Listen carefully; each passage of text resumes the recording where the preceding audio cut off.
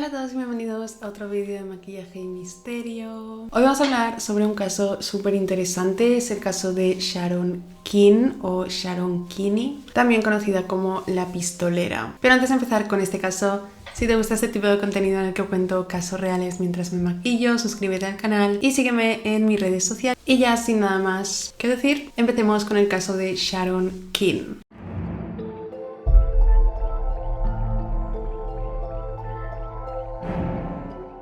Sharon nació como Sharon Elizabeth Hall el 30 de noviembre de 1939. Nació en Independence, que es una pequeña ciudad de Missouri, Estados Unidos. Sus padres se llamaban Eugene y Doris Hall. Cuando Sharon estaba en la secundaria se mudaron a Washington, pero a sus 15 años volvieron a Independence. Y entonces Sharon asistió a la escuela secundaria William Chrisman. Sharon era una chica que como que soñaba con salir de esa pequeña ciudad de Independence. Quería salir de ahí, quería irse a una ciudad más grande, con más oportunidades. Se dice que le gustaba mucho leer revistas de chismes, de Hollywood y así. Cuando Sharon tenía 16 años, fue a un evento de una iglesia y allí conoció a un chico llamado James Keane. James tenía 22 años y era estudiante universitario, estaba estudiando ingeniería. A Sharon le gustó James, le pareció un chico bastante interesante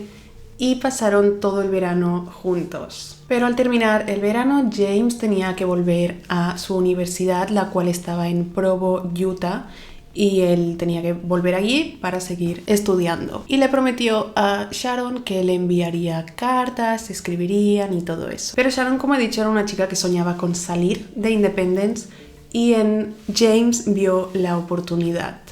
Así que Sharon le envió una carta a James y en esta carta le informaba que estaba embarazada de él.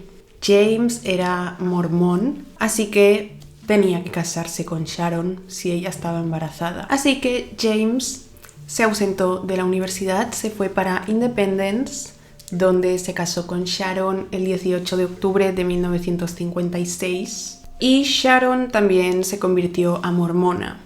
A todo esto, James tenía 22 años, Sharon tenía 16, así que en los documentos de la boda falsificaron la identidad de Sharon, pusieron que ella tenía 18 años y también pusieron que era viuda.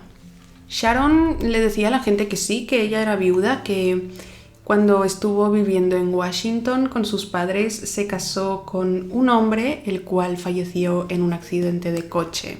Después de la boda, Sharon junto a James se muda a Provo, Utah, donde James continúa sus estudios de la universidad. Poco después de llegar a Utah, Sharon sufrió un aborto espontáneo, aunque se cree que ella nunca estuvo embarazada. O sea que se inventó que estaba embarazada para que James se casara con ella e irse de Independence. Pasado un año, celebraron una segunda boda, esta vez más formal, y en 1957 tuvieron una hija llamada Dana. James en ese momento abandonó sus estudios de la universidad porque era bastante difícil mantener a una familia ya, así que abandonó los estudios y regresaron a Independence, donde Sharon comenzó a trabajar cuidando niños y James trabajaba como ingeniero eléctrico en un lugar llamado Bendix Aviation. En Independence vivían en una casa pequeñita al lado de la casa de los padres de James. Los padres de James eran personas muy estrictas, muy devotos de su religión. Y se dice que no les gustaba para nada Sharon. Decían que Sharon no era una verdadera mormona. En mayo de 1959, James y Sharon tuvieron a su segundo hijo llamado Troy. Sharon gastaba todo el dinero que conseguían ella y James trabajando de compras, comprándose cosas. Y el matrimonio comenzó a ir un poco mal. Resulta que James le fue infiel a Sharon con una novia de la adolescencia o así. Y empezaron a discutir mucho sobre esto hasta el punto de que comenzaron a hablar sobre el divorcio. Sin embargo, Sharon también tenía amantes. Se dice que Sharon se pasaba los días de compras y por las noches con sus amantes. Sharon estaba también bastante mal de tener que vivir de nuevo en Independence, así que estaban bastante mal. Ellos no tenían mucho dinero y Sharon quería a un hombre que fuera económicamente estable. Además, quería salir de nuevo de Independence y con James no podía. Como he dicho, comenzaron a hablar sobre el divorcio y James realmente quería divorciarse. Sharon también quería divorciarse, pero Sharon le dijo a James que ella se divorciaría con una condición. Bueno, con una serie de condiciones. Estas eran que Sharon se quedaría con la custodia de Dana y Troy, sus hijos, se quedaría con la casa donde vivían y él le tendría que pagar $1,000.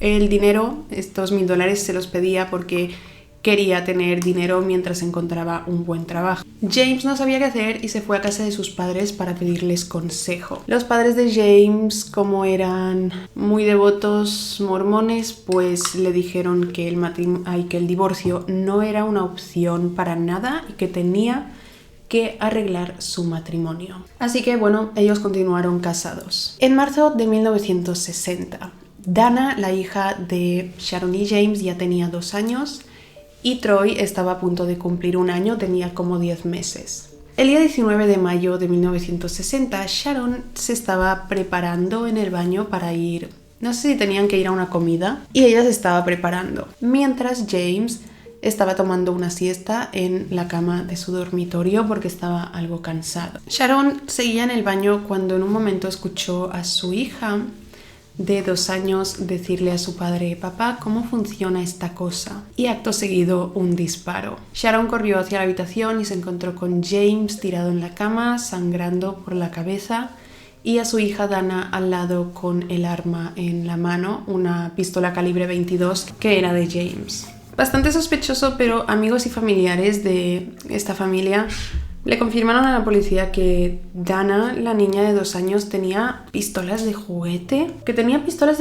Y que además a veces James le dejaba usar sus armas. De acuerdo con Sharon, Dana era la única que estaba con James en la habitación en ese momento y James, cuando llegó la policía, lo declararon como muerto. La policía interrogó a Sharon. Ella explicó todo eso, estaba muy traumatizada y como enfadada. La policía también trató de interrogar a Dana, a la niña de 2 años, sin embargo, pues ella con 2 años tampoco hablaba mucho y no pudieron sacar mucho de este interrogatorio con una niña de 2 años. Además, no querían tampoco interrogarlas mucho más porque no querían como traumatizar.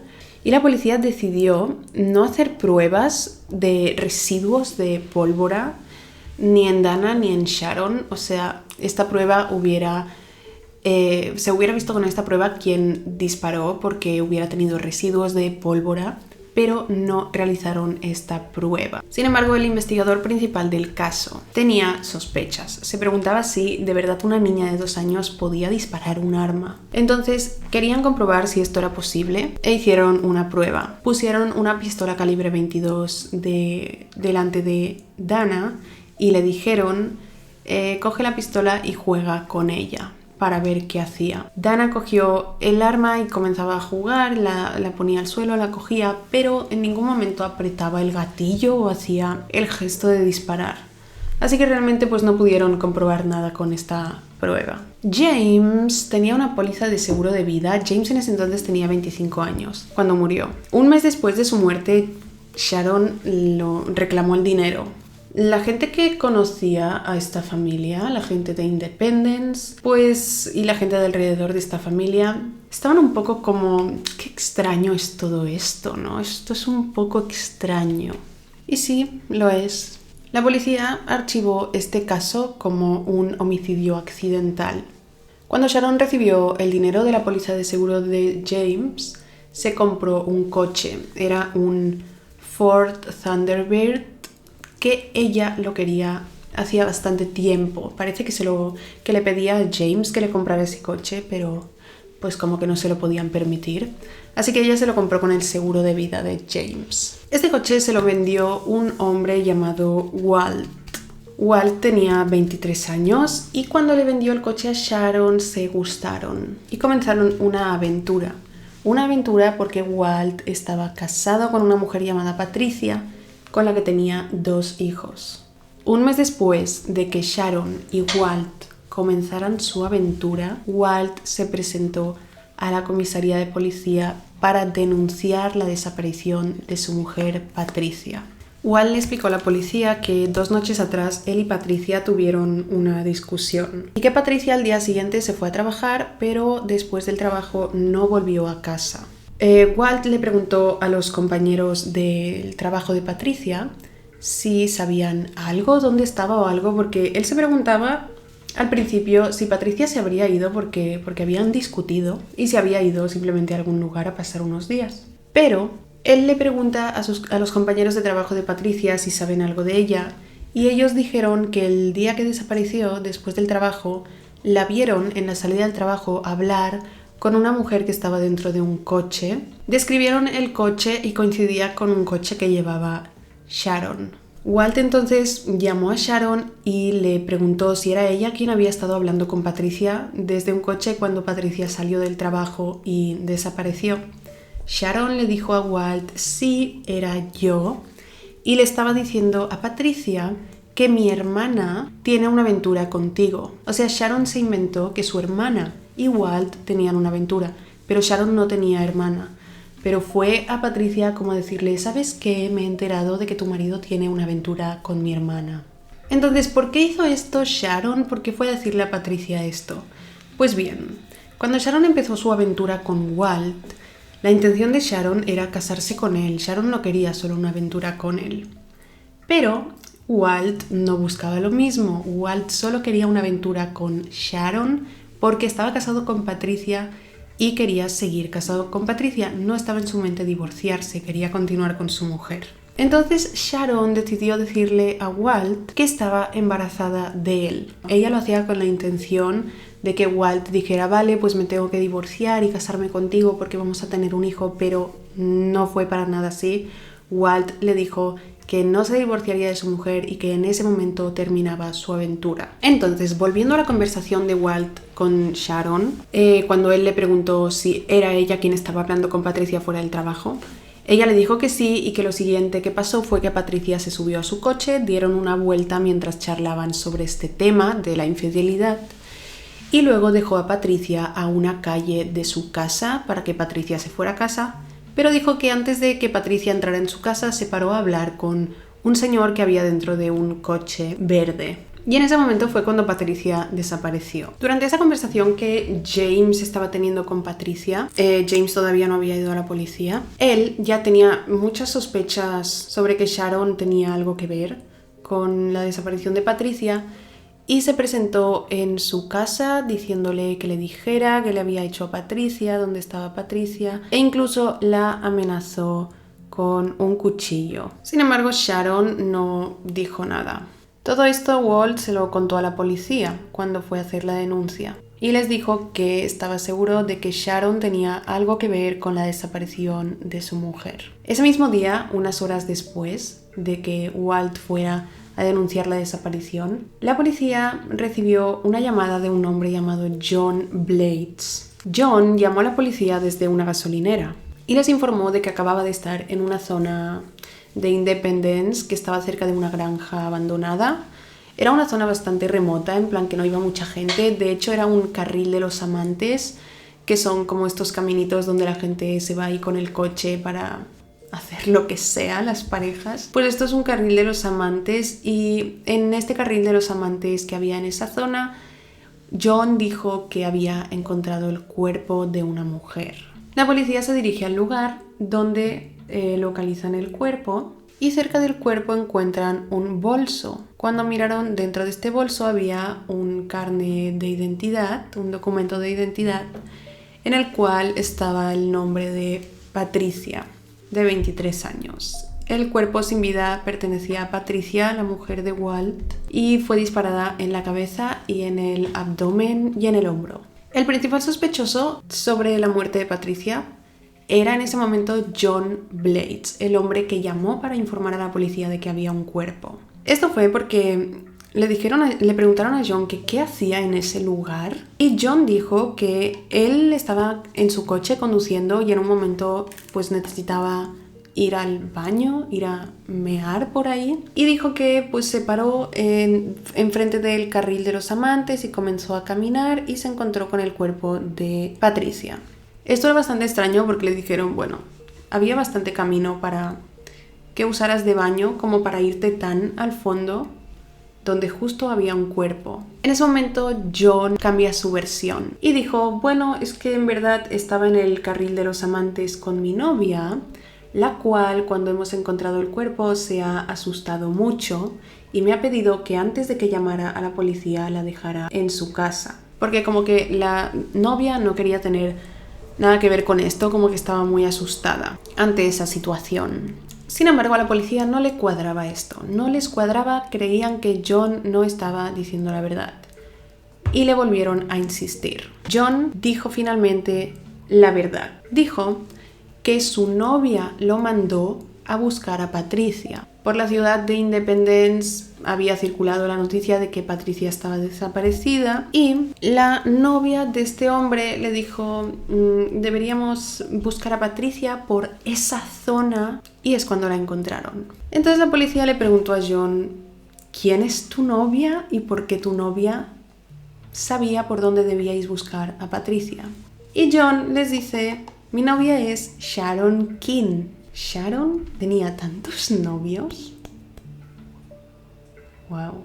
La policía va a interrogar a Sharon y le dijeron a John, a Walt y a Sharon si podían someterlos a una prueba del polígrafo, a lo que Walt y John aceptaron y pasaron la prueba, pero Sharon se negó a someterse a la prueba del polígrafo. Mientras interrogaban a Sharon, la policía también estaba en su casa registrando y encontraron una caja de una pistola calibre 22, pero la pistola no estaba, la caja estaba vacía. Así que le preguntan a Sharon sobre su arma y ella dijo que ella compró una pistola calibre 22 para reemplazar la que tenía antes, que es con la que su hija Dana de 2 años accidentalmente disparó a James, y la policía se quedó con esa pistola. Así que ella quería tener un arma y la compró de nuevo.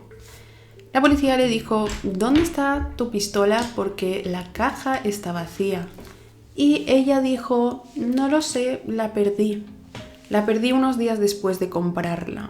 Entonces pasa lo siguiente. A Patricia no le hicieron una autopsia, porque la funeraria se equivocó y fue a buscar el cuerpo de Patricia antes de que pudieran hacerle una autopsia. Hubo alguna especie de error. Cuando la funeraria se da cuenta de esto, devuelven el cuerpo de Patricia para que le realicen la autopsia, cosa que ya no podía llevarse a cabo porque en la funeraria lavaron el cuerpo de Patricia. Todas las evidencias habían sido eliminadas. Así que no se le hizo autopsia a Patricia. El 31 de mayo del año 1960 arrestan a Sharon King y la acusaron del asesinato de Patricia y también fue acusada del asesinato de su difunto marido James King. Antes del juicio, primero se iba a celebrar el juicio de Patricia y luego el de James. Antes del juicio, Patricia estaba embarazada. Ella decía que el bebé era de James, de su difunto marido, pero no cuadraba. O sea, el tiempo que ella tenía de embarazo con el tiempo que hacía que él había muerto, él no podía ser el padre, así que se decía que era Walt. Durante el juicio de Patricia no había realmente evidencias, pues no se le hizo autopsia a Patricia por ese error de la funeraria, y tampoco había evidencias para el juicio de James porque la policía no recolectó evidencias, no hicieron la prueba de la pólvora. Entonces básicamente no había nada con lo que culpar a Sharon. Sharon pagó un abogado realmente bueno y fue declarada no culpable del asesinato de Patricia. El siguiente juicio era el asesinato de James King. Pero mientras tanto, la policía seguía presionando a John Blades. La policía veía a John Blades como que era un hombre que sabía mucho más de lo que estaba diciendo. Era novio de Sharon. Sabían que él sabía algo más y él finalmente habló. John le explicó a la policía de que 2 semanas antes de que James muriera por el disparo supuestamente de su hija Dana, Sharon le había preguntado si él mataría a James a cambio de $1,000. John le dijo a Sharon que él no mataría a James por $1,000 y Patricia le dijo, pues ¿conoces a alguien que sí lo haría? Esta conversación fue 2 semanas antes de que Dana disparara accidentalmente a su padre James, supuestamente. La policía tenía ahora esta confesión de John, esta información, pero solo tenían su palabra, necesitaban la evidencia. Necesitaban una confesión de Sharon. Así que lo que hicieron fue lo siguiente, le dijeron a John que él quedaría con Sharon y en el coche le diría, oye, ¿recuerdas ese día que me dijiste, que me ofreciste $1,000 por matar a James? ¿Te acuerdas? Mientras, un policía estaría con una grabadora en la parte trasera del coche de John, escondido, grabando en el momento que Sharon dijera, sí, lo recuerdo, te dije eso. Pero eso nunca pasó. John le dijo a Sharon en el coche, oye, ¿te acuerdas que me ofreciste $1,000 por matar a tu marido?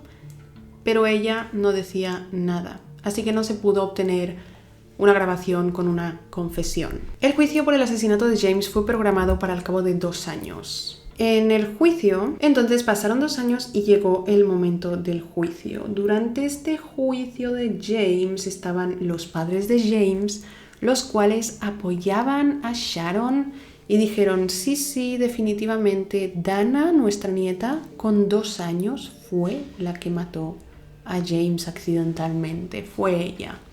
Pero se cree que ellos apoyaban a Sharon así porque Sharon como que no les dejaba ver a sus nietos y ellos querían como apoyarla para decirle, ay, déjanos ver a nuestros nietos. En este juicio, John fue el único que testificó en contra de Sharon. Él explicó todo eso de que ella le ofreció $1,000, pero es que solo había la palabra de John, no había evidencias para sacar en el juicio ni nada. Sharon fue declarada culpable y sentenciada a cadena perpetua después de este juicio por la palabra de John. En ese momento Sharon solo tenía 22 años. Entonces Sharon apeló su condena y 18 meses después la anularon porque no había evidencias. Sin embargo, aunque anularon su condena, habría otro juicio en octubre de 1964. Mientras tanto, Sharon estaría libre. ¿Qué pasa entonces? Entonces Sharon, cuando anulan su condena, ella desaparece.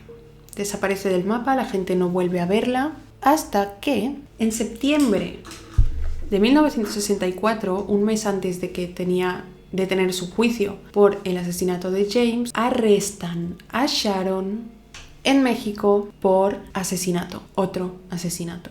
Arrestan a Sharon y ella comienza a explicar que cuando quedó libre, cuando le anularon la condena, dejó a sus 2 hijos con sus suegros, con los padres de James, y se fue a México con un nuevo novio. Con este nuevo novio se van a México con la intención de casarse. Se fueron a México a casarse, según ella, no para escapar de la justicia. El primer día que llegaron a México, según Sharon, todo esto, esta versión es según Sharon, cogieron un virus estomacal y tuvieron que quedarse unos días en cama en el hotel, en la habitación de hotel, mientras esperaban a curarse. Lo que pasa entonces es que pasados unos días Sharon decidió salir del hotel para dirigirse a una farmacia local a comprar medicamentos. Pero cuando llegó a la farmacia se dio cuenta de que esta estaba cerrada y dijo, bueno, ¿ahora qué hago? Lo que hizo fue ver un bar y dirigirse a ese bar para pasar el rato. A todo esto Sharon llevaba un arma encima, llevaba una pistola encima, su pistola, según ella para salir protegida, porque quería estar protegida. En un momento, estando en este bar, tomando unos tragos, un hombre se acercó a Sharon, la invitó a un trago, estuvieron un ratito ahí y después le dijo que la invitaba a su habitación de hotel, a lo que Sharon aceptó. Se van a su habitación del hotel y a las 3 a.m. un empleado del hotel escucha un disparo en la habitación de este hombre, el hombre que estaba con Sharon. Este empleado fue corriendo hacia la habitación y vio a este hombre tirado en la cama con sangre, sin vida y vio a Sharon en el baño contando dinero. Sharon vio al empleado, se giró, sacó su arma y le disparó, pero por suerte le dio en el brazo y ese hombre estuvo bien. Después de disparar al empleado, ella trató de huir, pero pudieron detenerla. Fue arrestada y acusada por asesinato. La policía registró la habitación del hotel de Sharon y su nuevo novio y encontraron dinero, armas, munición, identificaciones falsas, por lo que eso no parecía un viaje para casarse y pasar unos días ahí en México. Parecía más bien que estaban escapando, huyendo de la justicia. La policía de México entonces envía las balas de la pistola de Sharon a la policía de Independence en Estados Unidos, donde sucedió el caso de James y de Patricia. Y se dan cuenta de que las balas usadas para este asesinato en México coinciden con las balas que asesinaron a Patricia. Pero en ese momento Sharon estaba arrestada en México, así que tendría que ser juzgada ahí por ese asesinato. En el juicio en México, Sharon fue sentenciada a 10 años de prisión, pero ella decidió apelar, solo a 10 años por asesinato. Ella decide apelar y los miembros del jurado dijeron, encima que le damos 10 años, apela, y dijeron, vamos a ponerle 3 años más, y la sentenciaron a 13 años de prisión.